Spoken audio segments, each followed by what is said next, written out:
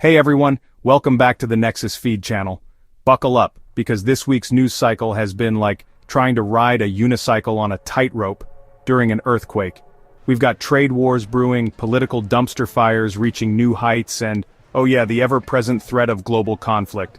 But fear not, dear viewers, because that's where we come in. We here at Nexusfeed are committed to sifting through the wreckage of current events, so you don't have to. We'll break it down, unpack the implications, and hopefully squeeze in a joke or two to keep us all from spiraling into an existential crisis. So without further ado, let's dive into the top 5 news stories you absolutely cannot ignore this week. Alright folks, let's talk tariffs. Remember those? Those delightful little economic penalties that countries slap on each other's goods like passive-aggressive roommates leaving angry notes on the fridge? Well, they're back, and they're brought to you by none other than President Donald Trump. That's right, the man who once claimed trade wars are good and easy to win has apparently decided to test that theory once again. This time he's gone full-on tariff-zilla, imposing a baseline 10% tax on pretty much everything imported into the US, with even higher rates for specific countries. Now you might be thinking, 10% doesn't sound like much, but trust me, when you're talking about billions of dollars worth of goods, it adds up faster than a toddler with a sugar rush. And as you might expect, the rest of the world is not exactly thrilled about this. China, never one to back down from a trade spat, immediately retaliated with tariffs of their own, slapping a hefty 34% tax on US products. The European Union is also gearing up for a counterattack because apparently nobody likes being told their cheese is suddenly 20% more expensive. The stock market, that fickle beast, reacted with all the subtlety of a fainting goat. Stocks plummeted globally as investors panicked about the potential for a full-blown trade war. And can you blame them? This whole situation is about as stable as a Jenga tower built by a caffeinated squirrel. Companies are already feeling the heat, too.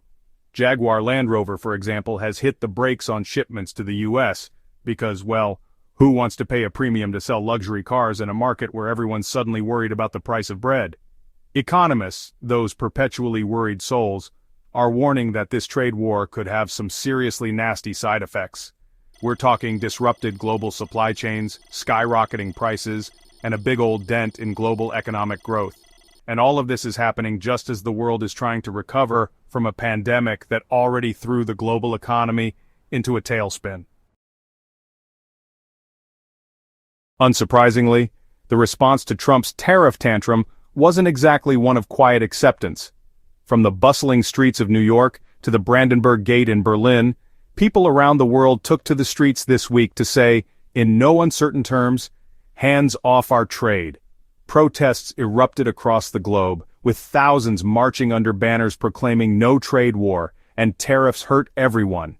And it wasn't just the usual suspects voicing their concerns. Even some of America's closest allies, the ones who usually try to put a positive spin on things, were openly critical of the tariffs.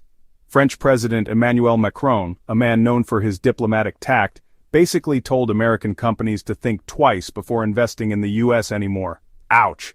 Behind the scenes, diplomats are reportedly running around like chickens with their heads cut off, trying to coordinate a response to this whole tariff debacle. World leaders are scrambling to figure out how to deal with a situation that seems to be escalating faster than a game of Monopoly between siblings. The million-dollar question now is, will the US back down? Or will they double down on this trade war gamble? Because let's be honest, folks, this isn't just about economics anymore. It's about pride, it's about politics, and it's about who can shout the loudest on the global stage. So while the rest of the world holds its breath waiting to see what happens next, one thing's for sure. This trade war is already having a ripple effect, and the consequences are only just beginning to be felt. Well folks, just when you thought things couldn't get any wilder, we've got news from the Korean peninsula that'll make your head spin faster than a K-pop music video. South Korea's President Yoon Suk-yeol, the man who campaigned on a platform of unity and stability, has been officially kicked to the curb by his own country. You see, last December Yoon made a decision that would make even the most seasoned politician raise an eyebrow. In a move that can only be described as bold, shall we say, he went ahead and declared martial law. Now, we're no experts on Korean politics here at Nexusfeed, but even I know that declaring martial law is kind of a big deal. Unsurprisingly, the South Korean public was less than thrilled about this whole martial law situation. Protests erupted across the country, with people demanding Yoon's resignation. The Constitutional Court, apparently not in the mood for any of Yoon's shenanigans, decided to take matters into their own hands. They swiftly impeached him, and this week they delivered the final blow, officially removing him from office. So, what does this mean for South Korea? Well, for starters, it means they're getting a new president. And not just any new president, mind you, but one who's inheriting a country still reeling from a pandemic, facing economic uncertainty, and, oh yeah, sharing a border with a nuclear-armed North Korea. Talk about a tough first day on the job. This political earthquake in South Korea is sending shockwaves throughout the region. The world is watching nervously, hoping that South Korea can navigate this transition smoothly because the alternative doesn't bear thinking about.